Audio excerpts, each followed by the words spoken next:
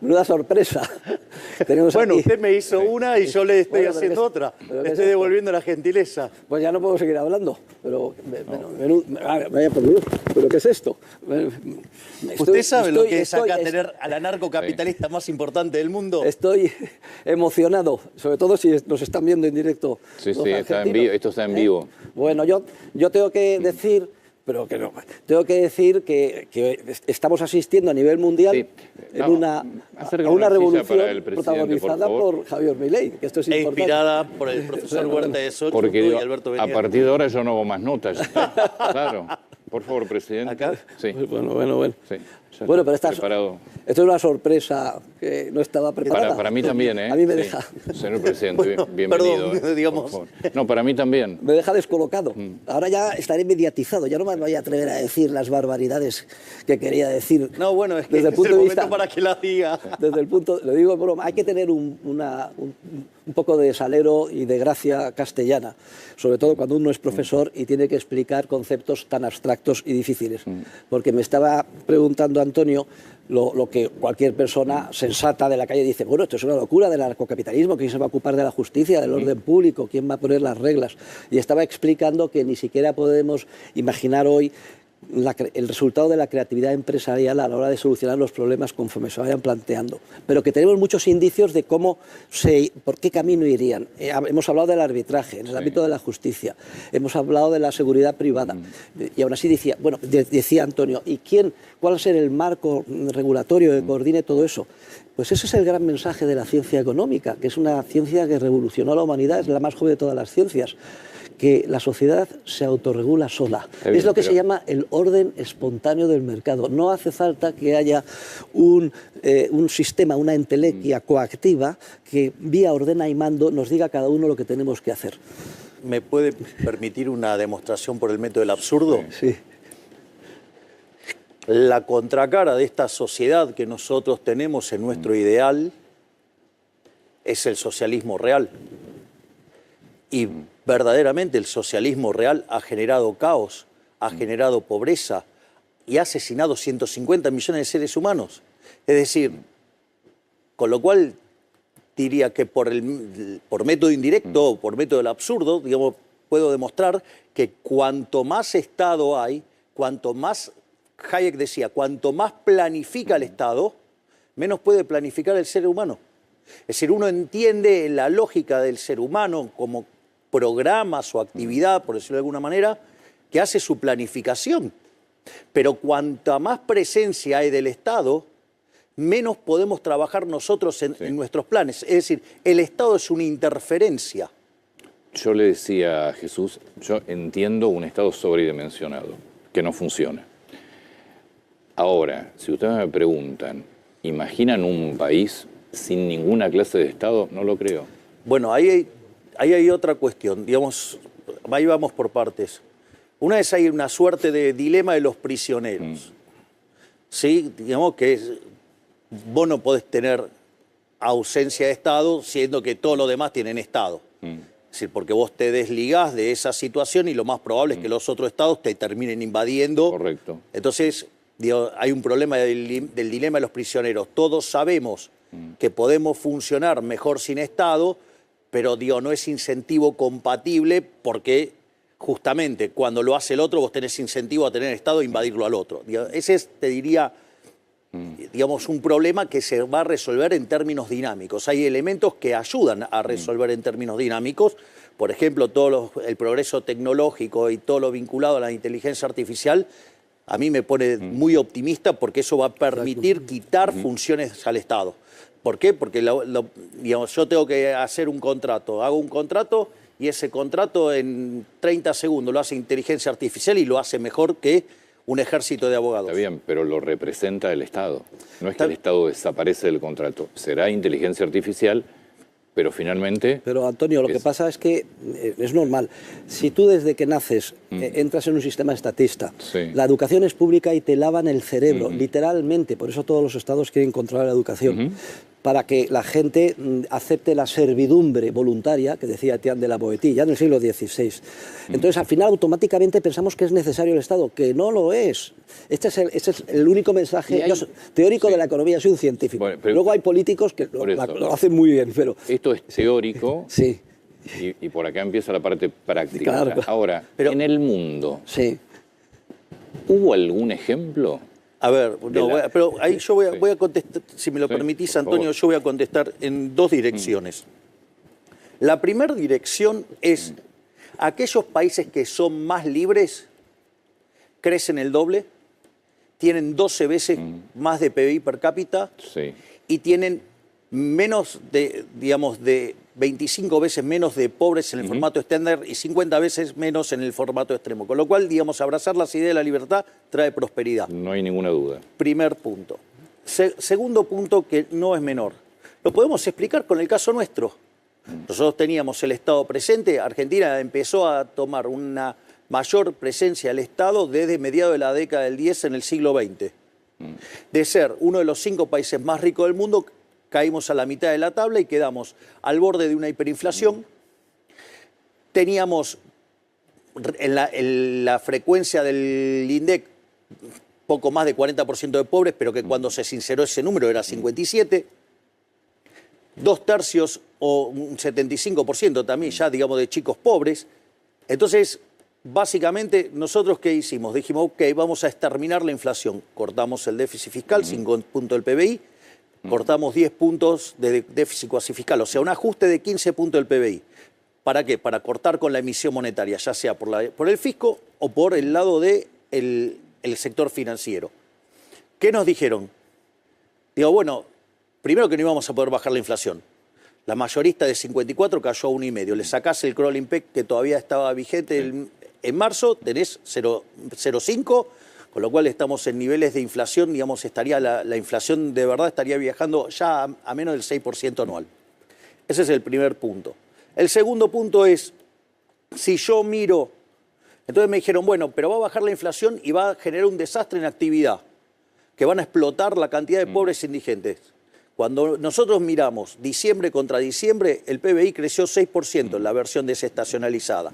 El último dato del PBI dio 5,7%. Si vos anualizás el 0,8 desestacionalizado, quiere decir que la economía viene viajando a una velocidad del 10%. Entonces, toda esa hecatombe que nos decían, que primero que nos íbamos a otra gran depresión, después que hacíamos una L, después que hacíamos la pipita de Nike, después que, bueno, la verdad, esto ya no es una B, es un tilde y estamos a punto de romper el pico máximo de la serie de EMAE, que es la proxy del PBI mensual. No solo eso, no, van a hacer que explote la cantidad de pobres. De 57% de pobres en la última medición, digamos, la mensual estamos en 35, es decir, bajamos 22 puntos la pobreza, sacamos más de 10 millones de personas de la pobreza. El salario real en Argentina en los últimos 9, 10 meses no para de crecer, está muy por encima de los niveles que nosotros llegamos, y no solo, digamos, en términos de jubilaciones, de salario real, sino de jubilaciones, y lo más importante, en términos de los informales. Entonces, digo, acá se demostraron varias cosas. La primera era, esto lo cuenta Federico Sturzenegger, digamos, de manera brillante. Dice que lo llaman de otros países y dice, bueno, no, yo tengo que hacer un ajuste como el que hizo Javier y cómo hago. Y le dice, bueno, empezá a ajustar el gasto, ¿no? Dice, bueno, puedo ajustar 1 punto por año. Y primer cosa que cambiamos nosotros, Federico le dice, ¿y por qué no 5 en un mes? No, eso es imposible. Bueno, digo, nosotros lo hicimos. Esa es la primera punto. Pero perdóname que todo esto es poner en caja una economía que estaba completamente destrozada. Sí, pero Antonio, sí, pero esto no es un punto menor porque es la naturaleza del ajuste. Porque el otro punto es, vos haces esto, te hundís en una recesión. ¿Y cómo es que nosotros, no solo que no nos hundimos en una recesión, sino que tenemos la salida más fuerte de toda la historia argentina? ¿Cómo puede ser? Por la característica del ajuste. Históricamente, estos ajustes de desequilibrio, vos lo hacías con deuda, después terminamos defaulteando, después con emisión monetaria, terminábamos reventados de inflación. Y cuando ya al político no le quedaba otra alternativa que hacía, emitía dinero y generaba inflación. Bueno, nosotros, o subía los impuestos, perdón. Bueno, emitir dinero es subir impuestos, no legislados. Ahora, ¿qué es lo más interesante de todo esto? Que cuando uno mira este caso, nosotros no hicimos el ajuste subiendo impuestos, nosotros lo hicimos bajando gastos. Es decir, lo hicimos devolviéndole libertad a la gente. Entonces, eso hizo que se generaran cerca de 15 puntos de ahorro del PBI que volvió al sector privado, que antes se lo llevaba el Estado. Entonces, mientras que durante diciembre del 23 discutíamos la hiperinflación, hoy discutimos créditos hipotecarios a 30 años. Y lo otro es, no, bueno, pero esto no se puede hacer porque va a ser impopular. Y la realidad es que mi popularidad, digamos, está en los niveles máximos y oscila, digamos, 3 más 3 menos 3, o sea, es normal. Y la pregunta es, ¿por qué? Porque el ajuste es popular. Básicamente, ¿por qué? Primero, porque baja la inflación. Al bajar la inflación, ¿quiénes son los más favorecidos? Los sectores más vulnerables de la economía. Digamos, yo entiendo, digamos, que algunos periodistas, digamos, economistas y demás, que odian al liberalismo, digamos, traten de menospreciar y ningunear los resultados. Pero están ahí y la gente, digamos, ya sabe lo que está pasando. Entonces, en ese sentido, me parece que los logros son impresionantes y no es que se hicieron con cualquier tipo de ideas, se hicieron con las ideas de la libertad. Hoy el mundo tiene más esperanza de que todo eso que los estatistas decían que no se podían hacer, nosotros estamos demostrando que se puede hacer y que es popular el ajuste, porque en el fondo, digo, usted, digamos, o sea, si usted tiene un problema, un parásito en el cuerpo, ¿qué hace? ¿Mata al cuerpo del humano o al parásito? Hay que estirpar el parásito. Claro. Bueno, yo diría que, porque yo llevo 40 años enseñando en la academia las ideas de la libertad. Entonces, el fenómeno que ahora tiene el mundo delante es Argentina y Javier Milei, porque ha sido capaz de articular muy bien las ideas teóricas de la libertad, decir la verdad a los ciudadanos, que le elijan y luego llevar a cabo un ajuste que en circunstancias normales se hubiera considerado imposible. Yo no sé si en tu pregunta antes dirías, bueno, esto quería sugerir, es que Argentina estaba tan mal, había un Estado hipertrofiado, claro, tal. Pero yo te digo, la Unión Europea, porque eso me lo conozco, hay un estado del bienestar hipertrofiado, hay unos problemas tremendos, Francia está paralizada, Alemania se ha tirado un tiro en el pie y está destruyendo su industria, o sea, que no es un tema específico de Argentina, es la crisis social de nuestro tiempo, el estatismo. Lo que pasa es que Argentina se ha convertido, gracias a Javier Milei, en el modelo del mundo, lo que pasa en que este sentido. Lo que yo digo es, todo lo que cuenta el presidente Milei, básicamente es poner en caja una economía destrozada. O sea, va más allá de las ideas de libertad. Es imposible funcionar como estaba. Es imposible seguir gastando más de lo que te ingresa. Va más allá de las ideas. Pero hay una diferencia con Javier Milei y es la siguiente, que tiene las ideas muy claras y no se va a parar, pienso, en un simple plan de estabilización de manual, sino que va a seguir más allá. Porque el problema del Estado es que en su esencia es ineficiente. Y no solo eso, inmoral. Yo iba a hacer una pequeña salvedad crítica, no crítica, cordialísima al presidente, que es cierto todo lo que ha dicho, pero que son argumentos de eficiencia. Pero la libertad hay que defenderla no solo porque es mucho más eficiente y acaba con el hambre, sino porque es la única posición moral. Porque el Estado supone violencia, coacción, quitar a unos para dar a otros. Y sobre todo, una droga, es como meterte droga en vena, porque crear drogodependencia. Una vez que el Estado te da subsidios, los subsidiados ya dependen del Estado de por vida y entonces se produce un efecto bola de nieve y es dificilísimo. Tan difícil es, mucho más, que sacar a un hijo de la drogadicción, sacar a una ciudadanía corrompida de estatismo. Entonces, para eso hace falta unos líderes morales y políticos pues que son de una casta muy escasa. Y aquí, sí, yo, por decirlo de alguna forma. Y por eso yo soy una persona muy feliz, porque en este momento vivimos en el mundo, quizá en Argentina no os dais cuenta, una eclosión de las ideas de la libertad, que ya estaban preparadas ahí por la Escuela Austríaca de Economía, pero el principal protagonista de esta eclosión es el presidente de Argentina, Javier Milei. Es que vosotros, claro, yo entiendo que desde los problemas de la pequeña política de cada día estéis enzarzados, lo que es normal, pero si lo vemos desde fuera, bueno, sí tenéis muchos indicios, los comentarios en el Economist, el Wall Street Journal, incluso el Financial Times, que son absolutamente intervencionistas, todos reconocen, chapó, lo que está haciendo Javier Milei. Pero lo que no saben es que Javier Milei no se va a parar aquí, sino que va a seguir hasta el final. Así es. Si es que le dejan. Para complementar Sí. a lo que dice el profesor y que creo que responde al core de lo que vos me preguntaste, Antonio. Primero, si vos te fijás, hay algo que señala el profesor Huerta de Soto y que nosotros a lo largo de la campaña y durante nuestra gestión siempre hemos planteado la política desde un lado moral, desde una perspectiva moral. El caso más emblemático te diría que es el cepo. Digamos, yo desde analista, diputado nacional por Cava y presidente, siempre dije que el cepo era inmoral. Básicamente, ¿qué es el cepo? El cepo es un instrumento por el cual el Estado, que generaba déficit fiscal, lo financiaba con emisión monetaria y eso generaba un arbitraje en el mercado de divisas, o sea, iban a comprar dólares y se perdían reservas. Entonces, ¿qué hacían? Ponían el control para que vos no pudieras comprar los dólares. Eso implicaba con lo cual, digamos, eso afecta a tus decisiones de portafolio, o sea, te genera daños intertemporalmente, porque imagínate si vos te hubieras quedado con 100 pesos en lugar de 100 dólares en el 2001, ¿no? Digo, hoy estarías 1 sobre 1000, ¿no? Entonces, dicho esto, vos lo que te encontrás es que entonces además genera un aumento en la cantidad de dinero, demanda no deseada, y eso es un aumento de la base imponible del impuesto inflacionario, un robo. Es decir, entonces, digamos, era una cuestión moral, digamos, al margen que generaba un exceso de demanda en el mercado de divisas que se traducía en un exceso de oferta en todo el resto de la economía y la descoordinaba y hacía que funcionara mal. Dicho eso, entonces era inmoral y había que sacarlo, y había que sacarlo cuando pudiera.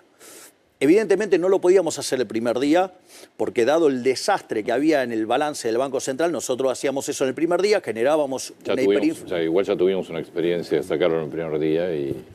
Sí, pero esta vez estábamos infinitamente peor porque combinábamos el desequilibrio, el doble del Rodrigazo, el balance que tenía la previa el Banco Central a la hiper de Alfonsín, indicadores sociales peores que lo del 2001. O sea, con lo cual, digamos, no duraba una semana en el poder se hacía eso.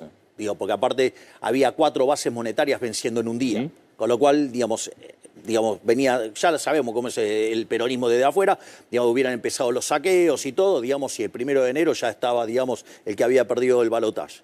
Dicho esto, entonces, ¿qué es lo que sucede? Nosotros queríamos sacar el cepo, pero había que, digamos, fase 1 del programa, el equilibrio fiscal. Fase 2 del programa, limpiar el balance del Banco Central. Fase 3, recapitalizar el Banco Central y salir del cepo.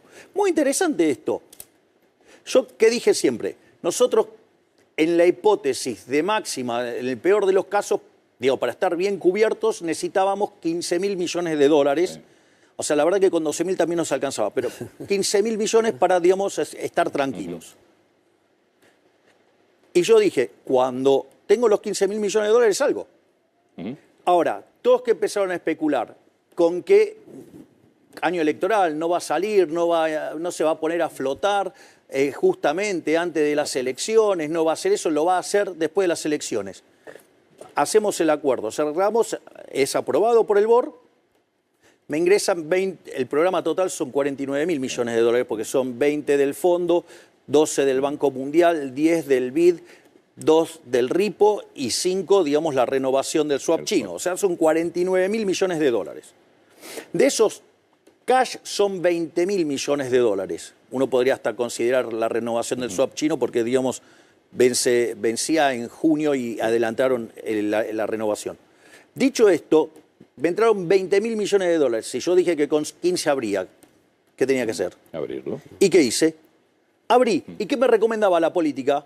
No lo haga. Pero yo, ¿cuál es el punto? Nosotros hacemos política desde el criterio moral.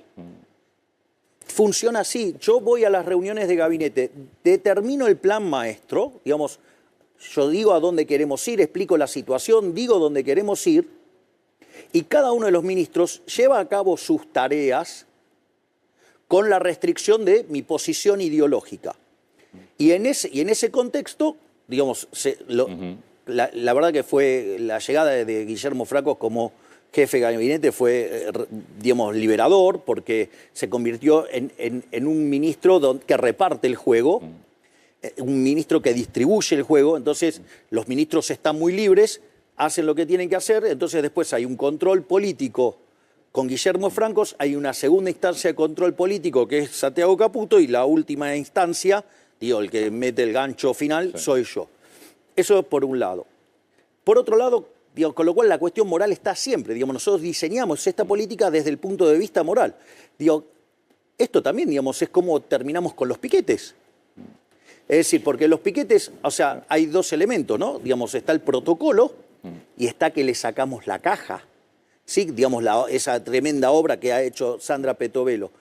Y después está el tema del crecimiento y que vincula profundamente con los temas de la libertad. De hecho, digamos, ahora cuando yo haga mis comentarios, digamos, entre hoy y el domingo, porque yo en el medio me tengo que ir a Roma, sobre el trabajo del profesor Huerta de Soto, voy a hacer un punto sobre una contribución de él que se llama la teoría de la eficiencia dinámica. Y básicamente voy a explicar cómo todo nuestro programa de desregulación genera crecimiento económico. ¿Te puedo hacer una pregunta sobre algo que dijo Huerta de Soto hace un ratito? Yo insisto con lo mismo. Hasta acá, obviamente, es un cambio gigantesco, pero es poner en orden un país que estaba destrozado. Es más que eso, Antonio. Dame un segundo. Jesús acaba de decir, esto no se va a quedar acá. En plena campaña, en muchas notas que hicimos, yo siempre resalté, el señor Javier Milei era el único candidato que te contaba un país a 30 años. Era 30 años el proyecto. Exactamente. Contame el país a 30 años. Ahora, bueno, yo puedo decir una cosa un segundo antes de dar la entrada. Peca de pesimista, porque si sigue adelante de esta manera, aquí se va a notar un rebote y en 10 años estamos en un milagro económico argentino. Ni siquiera en 10 años, porque cuando se tomaron las medidas liberalizadoras en Alemania, después de la Segunda Guerra Mundial, estaba peor que Argentina, estaba todo el país arrasado, hecho ruinas, y en 5 años ya superó el PIB al crecimiento que tenían Francia e Inglaterra, y eso que recibieron muchas más ayudas del Plan Marshall. ¿Pero por qué? Porque en Francia y en Inglaterra se llevaron a cabo políticas socialistas, ganaron las elecciones los socialistas y los laboristas, mientras que en Alemania se aplicaron las políticas de la economía social de mercado y de la escuela austríaca. Luego quiero decir, presidente, que has pecado aquí de modoso y de conservador. ¿Qué 30 años? Por favor, 20 años no es nada, en 10 años. A ver, voy a hacer un punto, pues esto es importante. En algún momento me voy a poner inexorablemente un poco técnico. Nosotros ayer cumplimos 500 días de gestión. Sí. En el chat del gabinete hay varios que somos fans de Sabina. Entonces, en un momento, Luis Petri dice, parafraseando 19 días y 500 noches, puso 4 desregulaciones por día, por 500 días. O sea, con lo cual nosotros hicimos 2000 reformas ya. Es decir, somos el gobierno más reformista de la historia. Nosotros teníamos un programa extremadamente ambicioso, no solo que era extremadamente ambicioso, sino que además decían que era imposible. Y hay un trabajo que hizo, digamos, acá Manuel Adorni, que está con el profe Sper. Está ahí Adorni. Ya está el señor candidato para la Ciudad de Buenos Aires. Me imagino que Sper debe estar, puede ser el candidato de la candidato de la provincia de Buenos Aires. Son mis candidatos. O sea, me vine con gorutas. O sea, uno, digamos, es el goruta de la ciudad, que es Adorni, y el otro es Sper, que es el goruto de... Le quiero contar a la gente que esto es... Yo no... Empezamos a ver a la mañana llegada de todo el esquema de seguridad. Yo no conozco a Adorni, nada más que rechacé esta entrevista porque mi cerebro no funciona hasta las 11, pero no había tenido en cuenta el cambio horario, que es que en realidad son las 3, o sea que sí que me funciona. Y entonces, acá hay un tema muy importante con el tema de la agenda de la desregulación. Cuando vos mirás, esta es la parte técnica, cuando vos mirás la historia de la humanidad y mirás el PBI per cápita, había un economista que se llamaba Angus Madison, que en paz descanse, que se dedicaba a mirar la evolución del PBI per cápita a lo largo de la historia de la humanidad. Tiene la forma de un palo de hockey. Básicamente, hasta el año 1800 de la era cristiana está constante, y a partir de ahí pega una aceleración enorme. Eso en economía se llama rendimientos crecientes. Eso digamos, en ese momento la población del mundo estaba en torno a los 1.000 millones de seres humanos y el 95% o 98% era pobre. Es decir, la condición natural del hombre era la pobreza.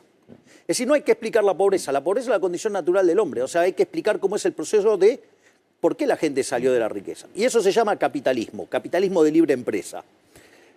Los 250 años posteriores a la revolución industrial han generado una explosión de riqueza nunca vista, nunca imaginada. Digamos, una persona de clase media en un país desarrollado vive muchísimo mejor que los emperadores, digamos, más grandes de la historia de la humanidad. En este contexto, además, la pobreza extrema la tienen que ir modificando la medida porque, digamos, ya cayó por debajo del 95%. O sea, hay 5% de pobres extremos nada más. Entonces, ¿esto qué quiere decir? Ahora, eso tiene una contraparte en términos de teoría económica, que es los rendimientos crecientes son monopolios. Nosotros, digamos, desde la perspectiva de la escuela austríaca, los monopolios en sí no necesariamente son malos. Son malos cuando surgen de la regulación. Pero si surgen, digamos, suponete que tenés 10 empresas de celulares, aparece una que hace uno de mejor calidad o mejor precio, y los otros 9 van a la quiebra, obvio, digo, o sea, evidente. Frente a ese caso, ese no es malo, ese es un héroe, porque, digamos, o sea, le está mejorando la vida a todos los seres humanos y además nos queda más recursos para gastar en otra cosa. Es fabuloso. Ahora, ¿qué es lo que pasa? Para la teoría económica neoclásica convencional, eso es malo, los monopolios son malos. ¿Qué hacen? Los regulan. Cuando los regulan, lo hacen asimilar a una empresa competitiva. Cuando hacen eso, matan los rendimientos crecientes, la economía no crece más. El mejor ejemplo de todo esto es Europa. Esto lo cuento porque es muy interesante. A mí me toca ir a la reunión del G7. Sí.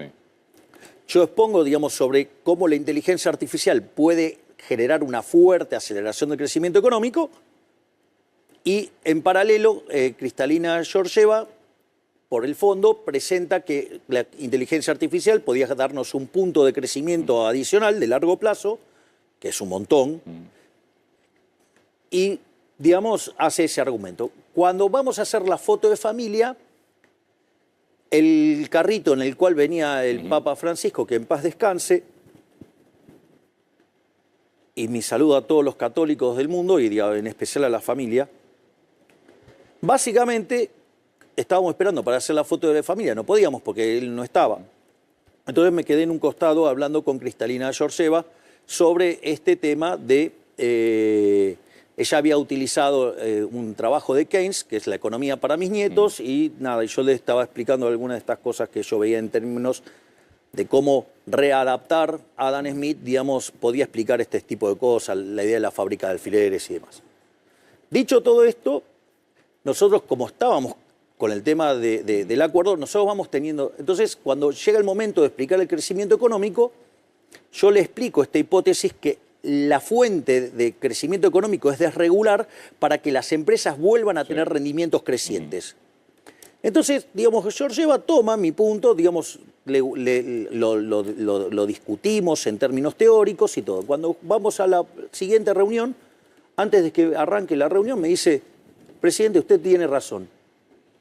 Y yo le digo, ¿de qué estamos hablando? O sea, no, porque ¿qué es lo que hizo? Digo, puso a los econometristas del fondo a testear esta hipótesis de que la regulación te mata el crecimiento. Efectivamente, el mundo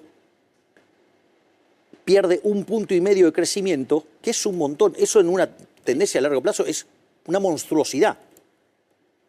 Para que pienses, mira, es el ritmo el que crecía la economía mundial en los primeros 50 años del siglo XX. Para tener un orden... O sea, con lo cual estarías perdiendo eso como diferencial. O sea, que imagínate que es un número gigante. Entonces, de hecho, ahí es que ella me pide sumar a Federico Sturzenegger como asesor en temas de desregulación. Es decir, ahora, en materia de regulación, mira, te cuento algo. Bueno, ahora vamos a eliminar cerca de 24 organismos, pero vamos a hacer una revolución desregulatoria, pero impensada y nunca vista, que se llama el digesto. Básicamente, ¿qué se le pidió a cada ministerio? Argentina tiene 42.000 leyes, en rigor tiene 700.000 decretos donde solamente 70.000 están digitalizados y 220.000 circulares y distintas normas menores, sí.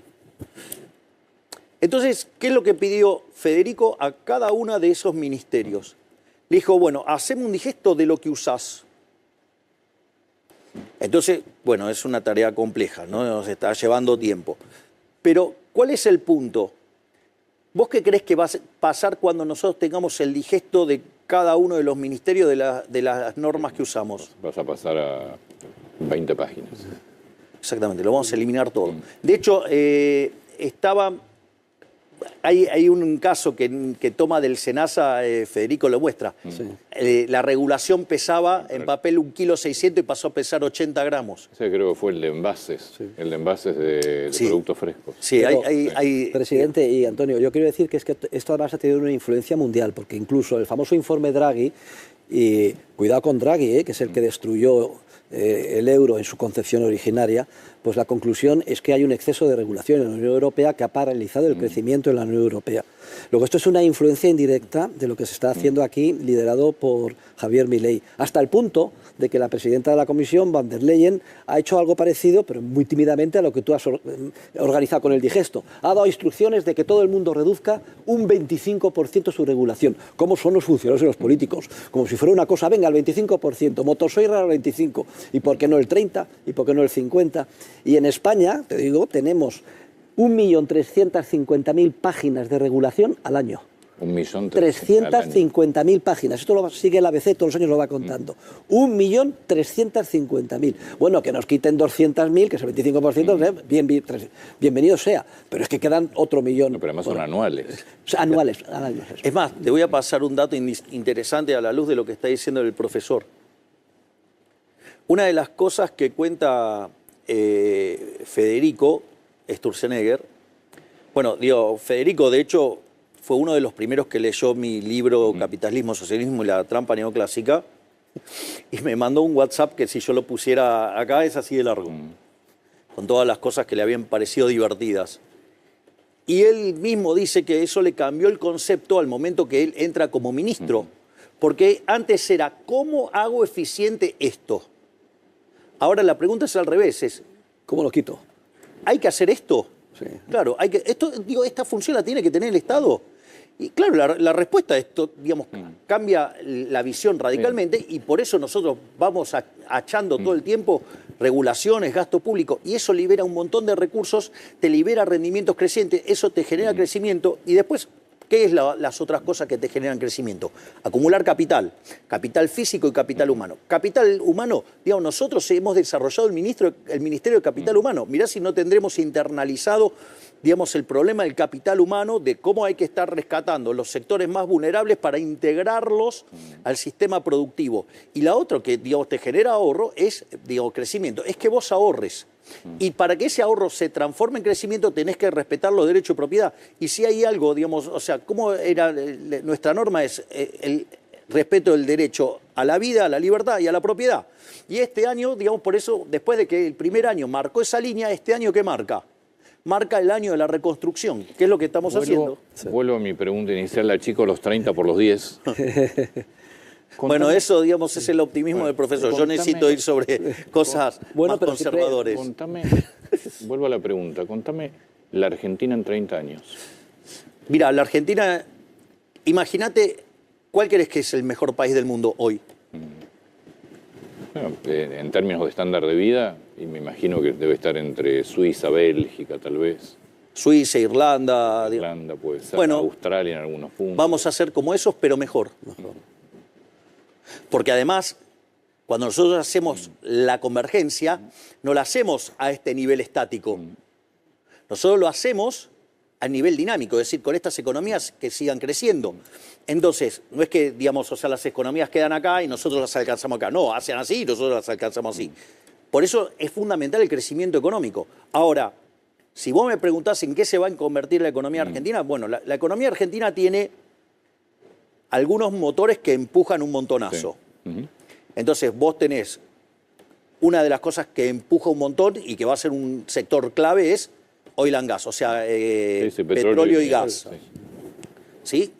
Y de hecho, ya lo está haciendo. Digamos, lo que está haciendo Marina en YPF es una cosa extraordinaria. Primer punto. Segundo punto, todo lo que tiene que ver con los minerales. Entonces, por ejemplo, vos tenés no solo, digamos, el litio, vos tenés el cobre y algo muy importante que no están tomando conciencia, que es el uranio. Esa es otra cosa más. No solo eso, nosotros también tenemos la potencia del campo. El campo argentino es el mejor campo del mundo, porque digo, tiene 200.000 trabas y a pesar de así, digamos, sigue siendo competitivo, con lo cual, en la medida que liberemos el campo, digamos, y toda la agroindustria, digo, es un sector que va a generar un crecimiento fenomenal. Y después, nosotros estamos apuntando a convertirnos en un hub de inteligencia artificial. Y ahí hay dos cuestiones que estamos trabajando. Una es, estamos desregulando toda la economía para que, digo, justamente todos estos actores se sientan cómodos en invertir en Argentina. Porque vos podés innovar en Estados Unidos, pero tenés el problema de que están empezando a regular. Sí. En Europa es imposible avanzar en inteligencia artificial porque te quieren regular todo. China, digamos, bueno, China lleva su dinámica, digamos, no sabe uno. Bien, entonces nosotros estamos proponiendo ser un nuevo polo de inteligencia artificial, porque tenemos una serie de recursos que favorece eso. Y estamos desarrollando, digamos, la energía nuclear, los reactores modulares. De hecho, el ACR300, nosotros estamos 7 años avanzados respecto a las demás potencias nucleares, que es lo que está trabajando el doctor Damian Reidel, y con lo cual, es más, digamos, nos vamos a convertir en una potencia en este tema, porque digamos, vamos a estar exportando estos reactores nucleares modulares, sino que, porque aparte los ponés y generás energía donde sea, sino que además en lo que tiene que ver con la producción de uranio. Entonces, ahora, toda esa situación, ¿qué es lo que va a hacer? Digamos, muchos van a empezar a llorar enfermedad holandesa. Es una estupidez eso. Porque en realidad vos vas a generar todos esos ingresos. Sí, claro, y la moneda, digamos, se va a apreciar brutalmente. Perdón, de ignorante. ¿Qué es la enfermedad holandesa? La enfermedad holandesa es un modelo que describe que en Holanda descubrieron gas, exportaron tanto gas, que le entraron tanto dólar, le apreció la moneda y rompió un montón de otros sectores. Bueno, entonces empiezan a llorar con eso. Un regalo envenenado. Claro. Entonces, ¿qué es lo que sucede? Ahora, cuando vos generas todos esos ingresos, toda esa riqueza en estos sectores que yo te dije, lo que va a suceder, vos no vas a tener ni pérdida de empleo ni nada por el estilo, porque ¿sabés qué es lo que va a hacer? Se va a crear... Vas a tener transferencia de empleo. Claro, lo que vas a tener es una gran economía de servicios. Se va a generar una economía de servicios monstruosa. Que dicho sea de paso, la economía de servicios es intensiva en trabajo, con lo cual cada vez vas a tener más trabajo y mayores salarios, con lo cual el nivel de vida de los argentinos, digo, va a mejorar fuertemente. Perdón que voy a usar una grosería, profesor, pero cuando estábamos saliendo yo dije que salíamos como pedo de buzo. Sí, es cierto. Mirá los números, hoy estamos a casi nada de alcanzar el nivel máximo de la serie del EMAE, porque justamente la economía viene creciendo como pedo de buzo. Y te voy a explicar, la economía argentina va a crecer mucho más. ¿Y por qué el consumo no termina de repuntar? Eso es falso. Eso es falso y voy a explicar por qué. Para datos oficiales son. ¿Voy a explicar? Claro. Digo, primero, cuando tomás los datos oficiales, sí crece. Digo, que una consultora le esté dando números, digamos, raros, es otro problema. Ahora, la explicación es técnica. Así que vos me preguntaste, yo te contesto. Oye, cosa Adorni. Claro, después viene y me traduce Adorni. Sí. O el profe Spert. A ver, vamos para explicar esto. Yo, en otra vida, era un economista y que además me dedicaba a correr modelos de simulación macroeconómica y todo ese tipo de cosas. Dentro de las cosas que tenía que hacer era hacer estimaciones econométricas de las distintas funciones. Entonces, digamos, una de las que tenía que estimar era la función de consumo. Cuando estimaba la función de consumo, y usaba como datos como la venta de supermercados, como la venta de shopping, todo eso, y quería explicar, no me daba nada. Así te lo digo. O sea, la econometría de eso daba porquería, no daba nada. Con lo cual, digamos, en principio, si vos querés aproximar lo que está pasando con el consumo, no funciona. Digo, econométricamente no funciona. Punto uno. Punto dos, ¿por qué no funciona? Ahora voy a explicar además por qué no funciona. Porque vos tenés estimación del PBI, vos tenés estimación de exportaciones, importaciones, inversión y, digamos, el tamaño del Estado. Digo que es así, las podés medir fácil, entonces el consumo sale por residuo, con lo cual, digamos, no pueden decir nada. Lo primero que yo te diría es, vos una empresa, ¿para qué producís? ¿Para tirarla a la basura, la producción, o para vendérsela a alguien? Para venderla. Y bueno, entonces si el PBI está creciendo mucho, yo te digo, sería más... Pero tenés crecimiento diferencial por sectores, con lo cual tenés sectores que están recuperando mucho y otros sectores que están... Pero Antonio, digamos, el consumo es como el 70% del PBI. Entonces, digo, vamos, el número tiene que estar pasando otra cosa. Yo ahora voy a explicar qué es lo que está pasando. Entonces, lo que vos tenés ahí es que, che, si está creciendo tanto el PBI, no puede ser que no esté creciendo el consumo. De hecho, si lo tomás por cuenta nacional, el consumo está volando. Ahora voy a explicar qué es lo que está pasando. Lo que está pasando es que está cambiando la modalidad de consumo. Vos, hoy, si yo tuviera que mirar algo, yo miraría los balances de empresas que se dedican al comercio, al e-commerce. ¿Me comprendés? Y no estaría... ¿Por qué? Porque cambió la modalidad del consumo. Es decir, vos hoy te comprás un montón de cosas, te las comprás, perdón que voy a decir la marca, Mercado Libre. La compro por Mercado Libre. Sí, sí. Entonces, digo, me parece que habría que mirar los balances de Mercado Libre y seguramente vas a ver que los niveles, digo, yo he visto los pasados y los números son tremendos. Entonces, digo, me parece que hay que mirar ahí. Te lo hago con un ejemplo. Suponete, vos antes ibas al supermercado. En el supermercado, digo, podías comprar tu comida, pero también te podías comprar un escritorio, una computadora, un televisor, una heladera, un lavarropa, cualquier cosa de esa. Te hago una pregunta. En el ticket, ¿qué cosas pesaban más? Los electrodomésticos. Sí, compraba ahí, sí. Ok, los electrodomésticos, ¿de dónde los vas a comprar? Los compras por Mercado Libre. Está bien, entonces, pero los datos de consumo no toman en cuenta eso. Porque entonces no tenemos un problema de estadística mucho más grande. Claro, obvio, lo que estoy diciendo. Es decir, venta de supermercados, cuando vos mirás venta de supermercados, están muy impactados por el cambio del mix de ventas que tenés. Cuando vos vas a la venta de los shoppings, salvo cosas que sean como la ropa, los zapatos, cosas muy, muy particulares, no tenés, digamos, grandes cosas, digo, que comprar, porque las comprás, digo, por Mercado Libre. Entonces, lo que vos... Y después hay otras cosas. Hay también un problema de precios relativos. No, bueno, pero... Puede tener unos precios disparatados. No, está bien, pero digo, a ver, un problema de precios relativos, ¿en qué sentido? Esto lo cuenta de manera brillante Claudio Suchovicki. Los hijos ahorraban, digo, tenían ingresos, ahorraban, digo, bueno, ¿qué podían ahorrar? $20. No, con $20 prefiero gastármelo, entonces, digo, no sé, me compro una zapatilla, me compro esto. Digo, ¿qué pasa? Con la aparición del crédito hipotecario y la recuperación de los ingresos en dólares, dice, ahora entro en el crédito hipotecario. Entonces empiezan a ahorrar. Entonces lo que vos también estás viendo es que antes te comprabas bienes no durables, digo, no sé, zapatillas, ropa o lo que fuera, porque en realidad vos no tenías mucha plata y ahora, digamos, frente a la recuperación del crédito y frente a lo que tiene que ver la recuperación del ingreso, entonces estás cambiando tu set a bienes durables. Entonces, mirá la venta de autos, mirá la venta de motos. Autos que yo no sé si sabe... Yo el detalle de la economía argentina no lo sé, pero sí te puedo decir teóricamente. Tiene unos precios, es impresionante que suban la venta de autos con los precios que están cobrando a nivel mundial. Sí. Una cosa disparatada. ¿no? Y bueno, pero lo pagan, por eso es precio. Sí, pero... Antonio, pero tú has puesto el dedo en la llaga. Es muy difícil que la estadística recoja la realidad subyacente de lo que está pasando en una economía, porque los movimientos en economía son cualitativos sobre todo, no cuantitativos. Las estadísticas son como fotos en instantes dados o fotos sucesivas.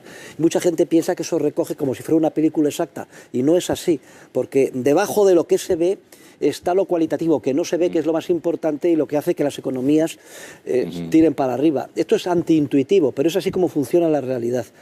Es como dirigir una economía con un espejo retrovisor, con los datos estadísticos.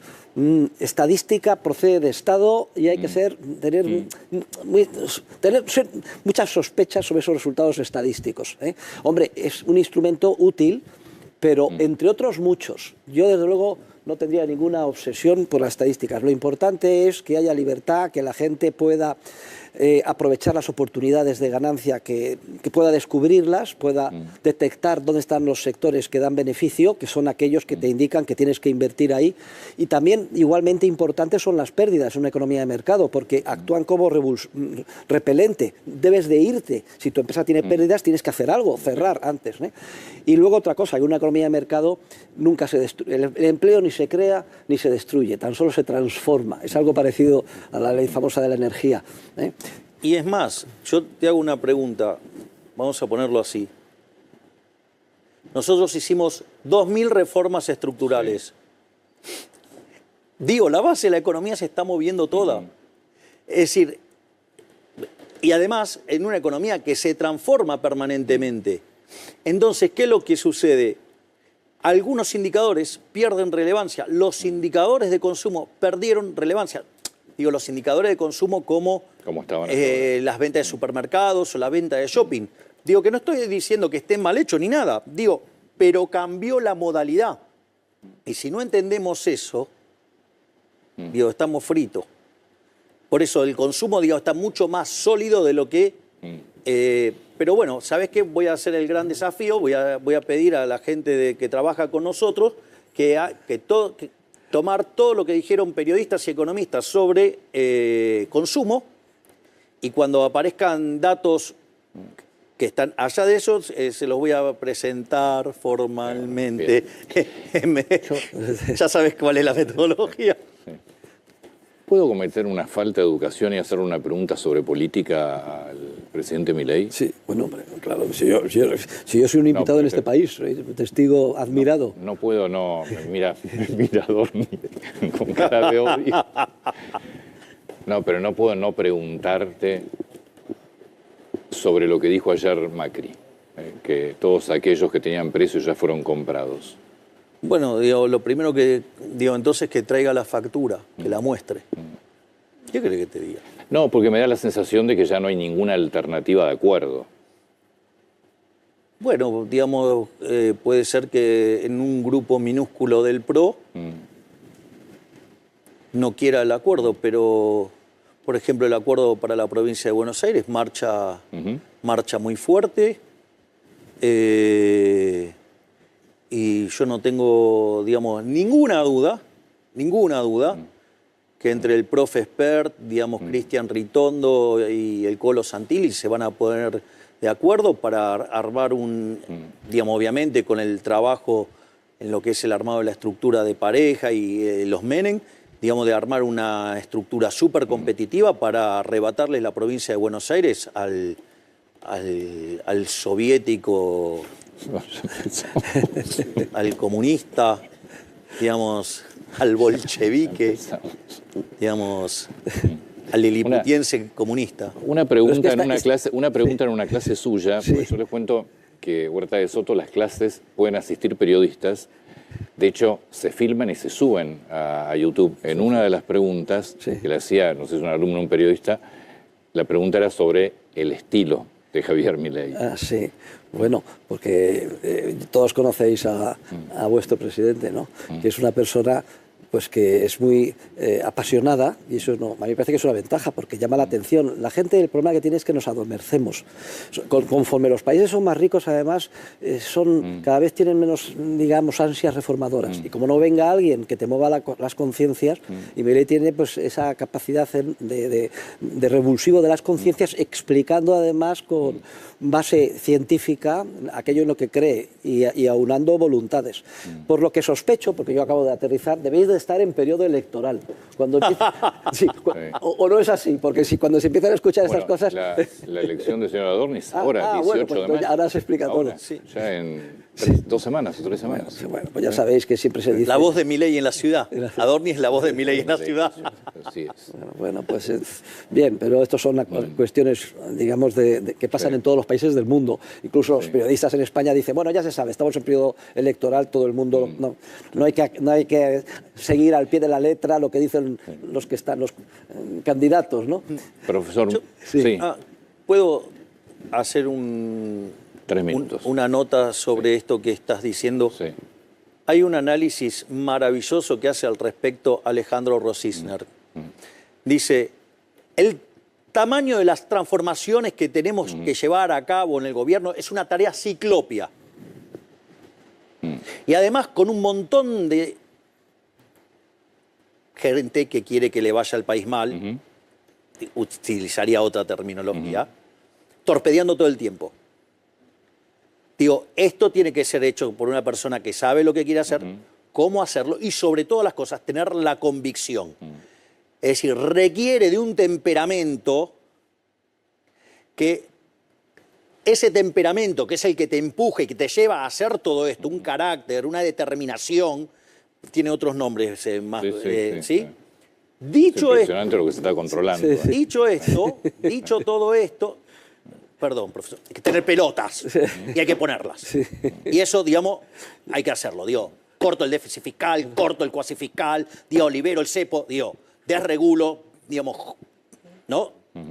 Yo lo que dije en clase es que es falta de paciencia ante la estupidez que los académicos, y él lo es, a veces nos tenemos que morder la lengua porque son cosas tan obvias las que vemos y claro, si somos buenos profesores no podemos tampoco golpear al alumno. Falta de paciencia, por un lado, y luego decía que también teatro. Porque en la vida pues hay que hacer un poco de teatro, porque si no la gente no se fija, tú tienes que enviar un mensaje muy rápidamente, con muchas restricciones de tiempo, etcétera, y tienes que mandar el mensaje muy claro. Y en este sentido tenéis aquí a una estrella, ¿eh? Pero, cerrando la idea de Alejandro Rosisner, que es brillante, dice, la personalidad que requiere arreglar este desastre tiene que ser una persona de carácter fuerte. Entonces, no puedes tener una persona que tenga que hacer todo esto y sea tibio y esté de la forma... Esto lo llamamos en España pusilánime. Se dice aquí, un pusilánime de la política no logra nada salvo ir cediendo paso a paso, como decís aquí, al zurderío. Al zurderío. O al estatista, y al final cuando te das cuenta tienes el país hundido. 10 de la mañana. Anda. Le agradezco muchísimo. El profesor me decía... Para mí son las 5. 5 de la mañana. 5 minutos, 10 minutos, no. Las 5. Yo es que no sabía que esto era una encerrona. Las máximas magistraturas del pero país. Que el tema es que arrancamos temprano a trabajar. Y entonces, bueno, de hecho, usted anoche yo lo recibí al profesor Huerta de Soto, estuve cenando con su mujer y el profesor Philippe Agus, pero antes de que usted llegara, yo había estado trabajando con el profe Pert. Y Adorni, bueno, Adorni, imagínese, digamos, siendo la voz de Milei en la ciudad, lo que es pobre Adorni. La cara digamos, o sea, bueno, a ver, tan mal no les va, digo, con Furiase, digo, son las 3, 4 de la mañana y estoy hablando por teléfono, igual que con Caputo. Muchísimas gracias, presidente, muchas gracias. Visita sorpresa, gracias, profesor. Oye, que un honor que me has invitado y que yo haya aceptado. Ahora ya entiendo lo que me querían, ya lo entiendo, ahora lo entiendo. Gracias, bueno, pues...